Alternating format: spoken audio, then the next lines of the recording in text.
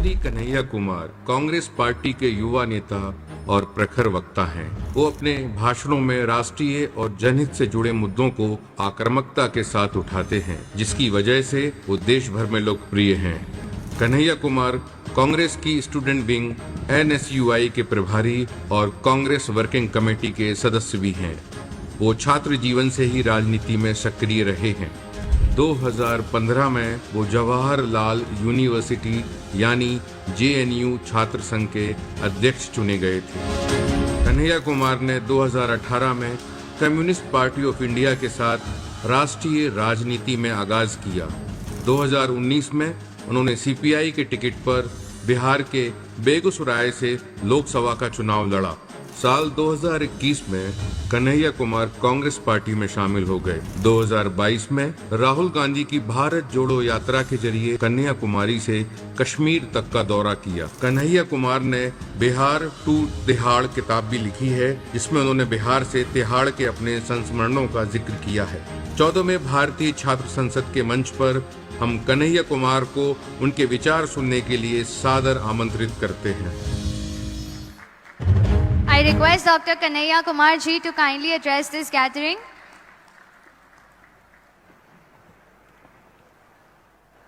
ये रोशनी जो है ना, वैसा ही कर दीजिए जैसे पहले था प्लीज। मंच पे ज़्यादा रोशनी है, आपके तरफ कम रोशनी है। हम चाहते हैं कि आपकी तरफ ज़्यादा रोशनी रहे। मेरी आवाज़ पीछे तक जा रही है, सब लोगों को सुनाई दे रहा है। आप लोग खाना खाए हैं कि नहीं? लग तो नहीं रहा है। खाना खाए होते तो जोर से बोलते। हाँ, खाना खाए हैं? हाँ, अब लग रहा है कि खाए हैं। मेरी आवाज़ जहाँ तक पहुँच रही है, 14वें छात्र संसद में आए हुए आप तमाम विद्यार्थियों का, आदरणीय शिक्षकों का, MIT परिवार के एक एक सदस्य का, चाहे वो स्वीपर हो, क्लर्क हो, टीचर हो, नॉन टीचिंग स्टाफ हो, ये कैमरा के पीछे काम करने वाले लोग हों, इस परिवार को चलाने वाले आप सभी सदस्यों का मैं दिल से आभार व्यक्त करता हूँ कि इस महत्वपूर्ण कार्यक्रम में आने का अवसर प्राप्त हुआ है। क्योंकि वो अंग्रेजी का एक फ्रेज है ना, young is age is number, young is feeling. तो आप नौजवानों के बीच आकर के अच्छा लग रहा है, अपनी यूनिवर्सिटी का दिन याद आ रहा है। और ख़ास करके मैं मंच को धन्यवाद करना चाहता हूँ। हमारे साथ दो मेंबर ऑफ पार्लियामेंट हैं और आपके कॉलेज के डीन हैं।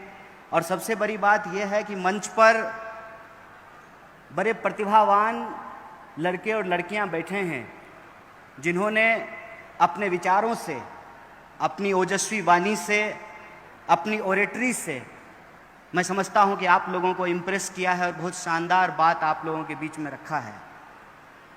मैं आपके सामने भाषण नहीं दूंगा, क्योंकि आजकल भाषण बहुत दिया जाता है, लेकिन मुझे जिस विषय पर बोलने के लिए कहा गया है, दो चार बातचीत के तौर पे मैं आपके सामने रखूंगा। सबसे पहली बात तो मैं इस बात से सहमत नहीं हूं कि भारत को किसी और के नज़रिए के हिसाब से भारत की राजनीति, भारत की विचारधारा और भारत के अंदर रहने वाले जो लोग हैं उनकी चिंतन परंपरा को चिन्हित किया जाए।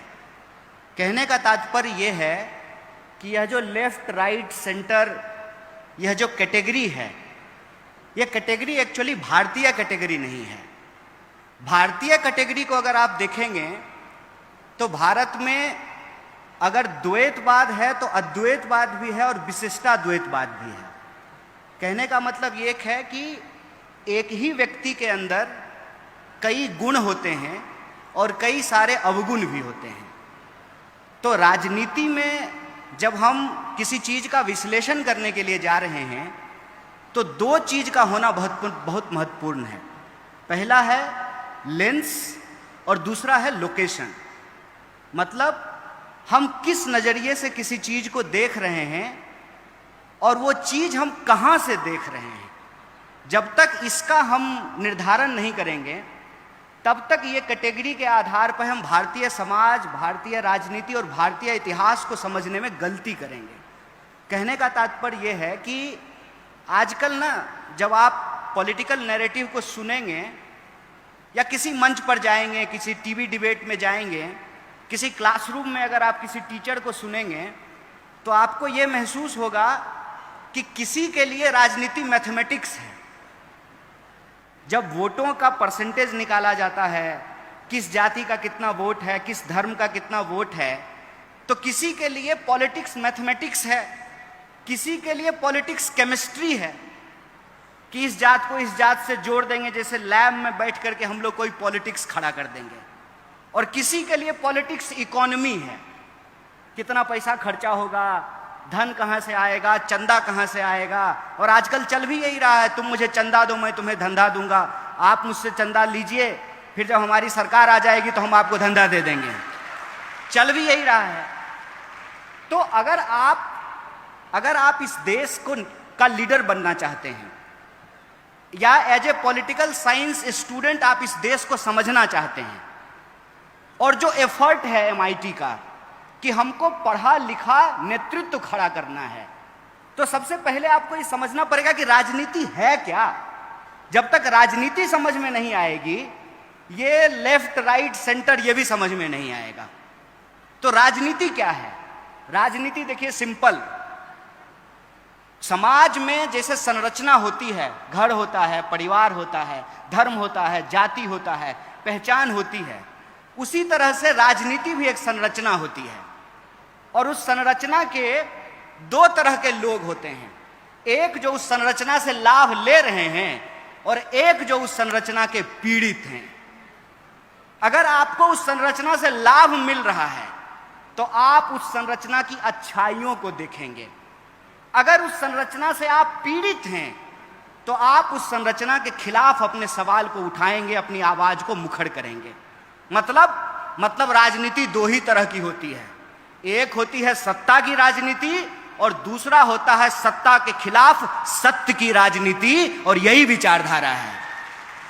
और जो सत्ता की राजनीति और सत्य की राजनीति है, इसको अगर आप भारतीय इतिहास, चिंतन और परंपरा के आधार पर देखेंगे तो भारत में हर तरह के विचार आपको देखने को मिलेंगे। भारत को किसी और देश से किसी भी प्रकार का नकल करने का जरूरत नहीं है। भारत वो देश है जहां पर हिरण्यकश्यप का अगर उदाहरण मिलता है तो अपने ही बाप के खिलाफ खड़ा होने वाला भक्त प्रहलाद का भी उदाहरण मिलता है। इस बात को याद रखिएगा। भारत के इतिहास में अगर तैमूर लंक मिलता है तो उसकी बड़ी आर्मी के सामने, जिसके पास तलवारें थी, घोड़े थे, हाथियां था, उसके सामने चाकू लेकर के खड़ा होने वाला बलकरण का भी इतिहास मिलता है। तो भारत की चिंतन परंपरा को आपको देखना पड़ेगा। भारत में अगर ईश्वरवादी सत्ता है तो उस ईश्वरवादी सत्ता को चुनौती लेने वाले विचार भी आपको मिलते हैं। फर्ज कीजिए चांद तो वही है ना भैया, जिसको आप करवा चौथ में भी चलनी लेकर के देखते हैं और ईद में भी देखते हैं। चांद को थोड़ी पता है कि धरती पर उसके नाम से लोग लड़ रहे हैं। वो तो करवा चौथ में भी देखा जा रहा है और ईद में भी देखा जा रहा है। इसका फैसला आपको करना है कि आपको समाज में किस संरचना का निर्माण करना है। अगर आपको समाज में बराबरी की संरचना का निर्माण करना है तो भारत में उसकी चिंतन परंपरा को आपको ढूंढ करके लाना पड़ेगा।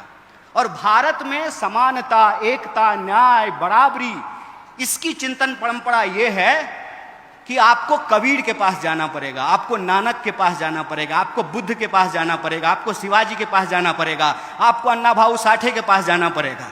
क्या कहते हैं कबीर?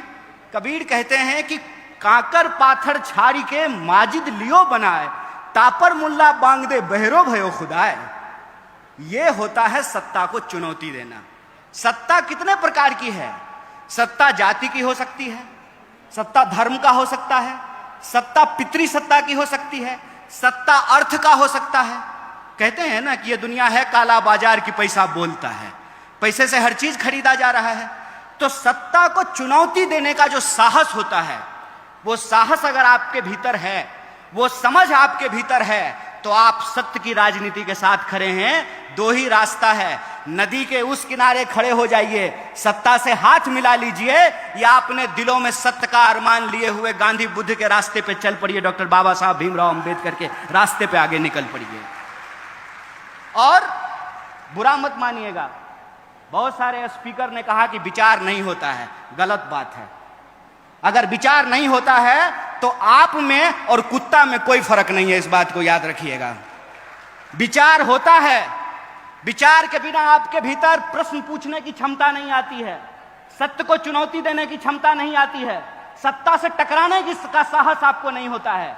विचार होता है, नजरिया होता है, तभी आपको नजर आता है। चलिए हमारे साथ ताजमहल, ताजमहल हमारे साथ देखने चलिए, आपको खूबसूरती दिखाई देगी, हमको दिखाई देगा कि बड़े मजदूरों का शोषण किया गया, उसको पेमेंट नहीं किया गया, उसको वेज नहीं दिया गया है। एक ही चीज है, उसको आप किस नजरिए से देखते हैं, ये नजरिए पे निर्भर करता है। और मुझे बताइए, गन्ने को यदि चना कहने लगे तो चने गन्ने जैसा स्वाद तो नहीं देने लगेगा ना। सिर्फ नाम बदल देने से क्या होगा? लड़ाई हमेशा सत्य और सत्ता की रहती है, और सत्य और सत्ता दोनों बदलते रहता है। ऐसा नहीं है कि यह हमेशा अस्थायी रहता है, सत्ता भी बदलता है और सत्य भी बदलता है। सत्ता का परिवर्तन भी होते रहता है, उसके अनुसार सत्य का भी परिवर्तन होते रहता है। और हम किस काल खंड में पैदा हुए हैं, इससे हमारी विचारधारा तय होती है। जैसे एग्जाम आप देखिए, करवा चौथ को चलनी लेकर के, आप देखिए ईद पर चांद को, लेकिन जब एग्जाम होगा यूपीएससी का और पूछा जाएगा कि चंद्रग्रहण कैसे लगता है, तो यह लिख करके आइएगा कि केतु और राहु की वजह से होता है, तो एग्जाम में आप फेल हो जाइएगा। इस बात को याद रखिएगा। विज्ञान से पहले तर्क है, और तर्क की अगर आप बात करेंगे तो इस देश में तर्क रहा है, और तर्क ने हर प्रकार की सत्ता को चुनौती दिया है। वही कबीर जो लिखते हैं कि काकर पातर छारी के माजिद लियो बनाए, तापड़ मुल्ला बांग दे बहरो भयो खुदाए। वही कबीर लिखते हैं कि पाथर पूजे हरि मिले तो मैं पूजूं पहाड़। वही कबीर लिखते हैं, वही नानक लिखते हैं, वही बुद्ध लिखते हैं, वही इस देश के जन कवि लिखते हैं। और कवि दो तरह के होते हैं, इस बात को याद रखिएगा। जैसे मैं कहता हूं कि राजनीतिक व्यक्ति दो तरह का होता है, उसी तरह से कवि भी दो तरह के होते हैं। एक कवि वो होता है जो राजा के दरबार में बैठ करके राजा के लिए भजन गाता है। दूसरा कवि वो होता है जो जनता के बीच में जनसंघर्षों का गीत गाता है। इसका चुनाव आपको करना है, इसका चुनाव आपको करना है कि आप किसके साथ खड़े हैं। लेकिन याद रखिएगा, किसी भी वस्तु को उठा करके जब आप फेंकते हैं तो ये उस वस्तु के वजन और उसके वॉल्यूम पर निर्भर करता है, उसके मास और वेट पर निर्भर करता है कि वो कितनी दूर जाएगा। आप सामाजिक व्यवस्था में, आर्थिक व्यवस्था में, सांस्कृतिक व्यवस्था में, राजनीतिक व्यवस्था में कहां खड़े हैं, वहीं से आपका विचार तय होता है। अगर आप शोषित वर्ग से आते हैं तो आप शोषण के खिलाफ अपनी आवाज को मुखरता से बोलेंगे, क्योंकि याद रखिएगा, होमो सेपियंस होने की बुनियादी जरूरत यह है कि अगर हम रोते नहीं हैं तो हमारी मां को भी नहीं पता चलता है कि हमको भूख लगी है, वो हमको दूध नहीं पिला पाती है। हमारा इतिहास क्या है, हमारा धर्म क्या है, हमारी संस्कृति क्या है, हमारा दर्शन क्या है, हमारा तर्क क्या है, और हमारा विज्ञान कहां जा रहा है, इसका मूल्यांकन करना बहुत जरूरी है। और अगर आप इस देश का नेतृत्व करना चाहते हैं तो इस बात को याद रखिएगा कि आपके भीतर विज्ञान की भी समझ होनी पड़ेगी। अगर आपके पास विज्ञान का समझ नहीं है तो संसद में बैठ करके आप कौन सा पॉलिसी बनाएगा, हमको बता दीजिए। जो फिजिक्स पढ़ा ही नहीं है, जिसको मालूम ही नहीं है कि न्यूटन के फिजिक्स में, आइंस्टाइन के फिजिक्स में और क्वांटम फिजिक्स में क्या डिफरेंस है, उसको नैनो टेक्नोलॉजी नहीं पता चलेगा, उसको एआई नहीं पता चलेगा, इंजन का डिसइंटीग्रेशन कैसे हो रहा है उसको नहीं पता चलेगा। इसीलिए पर्यावरण को बचाने के लिए जो नीतियां बनानी है वो नीतियां वो नहीं बना पाएगा। इसीलिए वो इकोलॉजी के सवाल को अपने पॉलिटिक्स में शामिल नहीं कर सकता है। इसीलिए एक अगर आप राजनेता होना चाहते हैं तो सबसे पहले आपके भीतर तर्कपूर्ण वैज्ञानिक दृष्टिकोण होना चाहिए, और दूसरा आपको इतिहास की समझ होनी चाहिए। अगर आपको इतिहास की समझ है तो आप यह बात बखूबी समझते हैं कि राजा आपस में लड़ते थे, जनता नहीं लड़ती थी। राजा के हार या जीत जाने से जनता का भला नहीं होता था। जनता का भला आपको मालूम है कब हुआ? आजादी के आंदोलन से, उस गर्भ से। अगर आप इस देश में सत्य की राजनीति का इतिहास ढूंढ करके निकालेंगे तो आपको पता चलेगा कि इस देश में theory of emancipation against the establishment 3 तरह की धाराएं आपको देखने को मिलेगी। पहली धारा बहुजनवादी धारा है, जिसमें आप फूले का नाम ले सकते हैं, जिसमें आप संभाजी महाराज का नाम, साहू जी महाराज का नाम, डॉक्टर बाबा साहब भीमराव अंबेडकर का नाम, बिरसा का नाम, तमाम सिद्धो कानों का इतिहास जो है आप उसके अंतर्गत देख सकते हैं। दूसरी जो धारा है वो है समाजवादी धारा, जिसमें आप तमाम समाजवादी नेताओं के रोल को देख सकते हैं, उनके कंट्रीब्यूशन को नेशन बिल्डिंग में देख सकते हैं। और तीसरा है साम्यवादी धारा। अगर ये तीनों धाराएं नहीं होती उस स्वतंत्रता आंदोलन के गर्भ में, तो जब देश आजाद हुआ 1947 में, तो कॉन्ट्रैक्ट के तहत भारत का संविधान इस देश की सर्वस्व जनता को स्वीकार नहीं होता। और एक जनता मतलब एक वोट, मतलब जो हवाई जहाज से उड़ेगा उसका भी वोट एक, और जो पैदल चलेगा उसका भी वोट एक होगा। यह सुनिश्चित किया गया है इस देश के संविधान से। देखिए, हमारे हाथ में हो, किसी व्यक्ति के हाथ में हो, तो वो रोशनी का गलत विभाजन कर सकता है, वो रोशनी का गलत वितरण कर सकता है। लेकिन अगर सोशल कॉन्ट्रैक्ट के तहत यह बात स्वीकार की गई है कि हर अंधेरे कोने में रोशनी फैलाई जाएगी, तो उसी आधार पर भारतीय व्यवस्था का निर्माण किया जाएगा।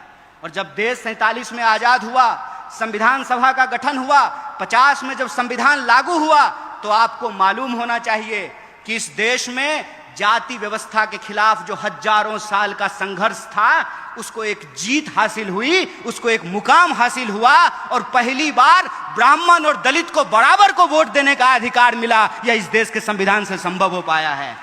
हमारी बहनें यहां बैठ करके शानदार भाषण दी हैं। मैं अपनी बहनों को बस एक बात कहना चाहता हूं, मेरी प्यारी बहनों, तुमको इस देश में वंश के नाम पर पेट में मार दिया जाता था, इस बात को याद रखना। तुमको पेट में मार दिया जाता था और तुमको अपने ही बाप को मुखाग्नि देने का अधिकार नहीं था, अपनी ही मां की चिता पे शामिल होने का तुमको अधिकार नहीं था। अगर तुम्हारा पति मर जाए तो तुमको जिंदा जला दिया जाता था, इस बात को याद रखना, क्योंकि तुमको जीने का अधिकार नहीं है, तुम विधवा हो चुकी हो। ये तमाम कानून इस देश में बदले गए और महिलाओं को भी पढ़ने का अधिकार मिले। उसके लिए सावित्रीबाई फूले ने संघर्ष किया और महिलाओं को पढ़ाया। और जब आज महिलाएं पढ़ी हैं तो उसका नतीजा है कि वो पढ़ा भी रही हैं और पढ़ भी रही हैं और मंच पे खड़ा होकर के आज भाषण दे रही हैं। इस बात को याद रखना कि इस देश का इतिहास, अगर उसमें शोषण है तो उस शोषण के खिलाफ संघर्ष का भी इतिहास है। और इसी देश में महिलाओं ने भी एक से एक संघर्ष किए हैं। इसीलिए मेरा आप सबसे निवेदन करना है कि अगर आप राजनीति में आना चाहते हैं तो आप तय कीजिए कि आप सत्य के साथ खड़े हैं कि सत्ता के साथ खड़े हैं। अगर आप सत्य के साथ खड़े हैं तो आपको सत्य के लिए संघर्ष करना पड़ेगा। और जब आप सत्य के लिए संघर्ष करेंगे तो इस बात को याद रखिएगा कि आपके भीतर विज्ञान की भी समझ हो, इतिहास की भी समझ हो, दर्शन की भी समझ हो, और इस देश में समाज में रहने के लिए जो व्यवहारिकता है उस व्यवहारिकता की भी हमको समझदारी हो। लेकिन व्यवहारिकता का मतलब ये मत समझना दोस्त, आजकल युवा नेता क्या करते हैं, मोबाइल लेते हैं और किसी दोस्त को पकड़ा देते हैं। ध्यान से सुनना इस बात को, किसी दोस्त को पकड़ा देते हैं और कोई नेता जब अपने गाड़ी से उतरता है ना, उसके बगल में जाके खड़ा हो जाते हैं, सर नमस्ते, और उसको कहते हैं कि जब हम ऐसे हाथ करेंगे ना, फटाक से क्लिक कर लेना तुम उसको। और ज्यों ही वो ऐसे हाथ एक्शन देगा त्यों ही फोटो खींच लेगा और सोशल मीडिया पे डालेगा। आज अमुक नेता से देश की राजनीति पर गंभीर चर्चा करने का अवसर प्राप्त हुआ है। हाथ जोड़ करके कहते हैं भाई ये मत करना, ये मत करना, ये याद रखना कि तुम्हारी राजनीति क्या है। इस देश में बाप जात पैसा चलता है मेरे भाई, बीजेपी, बाप जात पैसा। अगर बाप जात और पैसा नहीं है तो तुम्हारे पास एक ही विकल्प है, तुमको ऑथेंटिक होना पड़ेगा। वैलेंटाइन डे पे झूठ मूठ का आई लव यू कहने से काम नहीं चलेगा मेरे भाई। अगर प्यार करते हो तो तुम्हारे दिल में प्यार हो और वो प्यार ऐसा हो कि वो इंसान तुमको मिले ना मिले, तुम ही प्यार बन जाओ, ऐसा जज्बा तुम्हारे अंदर होना पड़ेगा। और ऐसा जज्बा अगर तुम्हारे भीतर है तो मैं तुमको एक बात कह देता हूं, कोई बाप ऐसा बच्चा नहीं पैदा किया है कि संघर्ष की कोख से पैदा होने वाले इंसान का रास्ता रोक दे। तुमको सत्य के साथ खड़ा होना पड़ेगा। फिर वो जो नेताजी के साथ तुम ऐसे फोटो खिंचा रहे हो ना, वो नेताजी अपने पीए से फोन कराएंगे कि जरा उसको बुला दो, तो तुम कहना नेताजी बाद में आते हैं, अभी हम आंदोलन करने जा रहे हैं, जरा कलेक्टर को हम स्मारक पत्र देने के लिए जा रहे हैं। राजनीति का मतलब सत्य के लिए संघर्ष करना होता है और सत्य की एक विचारधारा होती है, इस बात को याद रखना। दक्षिण, वाम और मध्य के रास्ते में मैं पढ़ने के लिए नहीं कहता हूं, उसका चुनाव आप खुद करो, लेकिन कैटेगरी में मत फंसो। लेकिन एक कैटेगरी जरूर होती है, वो कैटेगरी होता है सत्य का। उस सत्य की विचारधारा पे चलो। और इस देश ने बार बार ये साबित किया है, यह देश बुद्ध की धरती है, इसीलिए यहाँ कोई भी संघर्ष हिंसा से नहीं, अहिंसा से करके उस संघर्ष को जीता जा सकता है। अगर बुद्ध ने उंगली माल को संत बना दिया अपने अहिंसा से, तो तुम भी आज के उंगली माल को रास्ते पे ला सकते हो अपने संघर्ष से। बस इस बात को याद रखना। और एक अंतिम बात, मैं आपको कुछ बताने, सिखाने या समझाने के लिए नहीं आया था। मेरे पास जो अनुभव था और मैं आपके बीच में आकर के अपने कॉलेज के दौर को याद करने लगा, तो जो मेरा अनुभव था मैंने आपके सामने साझा कर दिया। अगर किसी को भी बात बुरी लगी हो तो मैं हाथ जोड़ करके आपसे माफी चाहता हूं, लेकिन जो बात थी बिना लाग लपेट की हमने आपको कह दी। बहुत बहुत शुक्रिया, बहुत बहुत धन्यवाद। Thank you so much, sir. A huge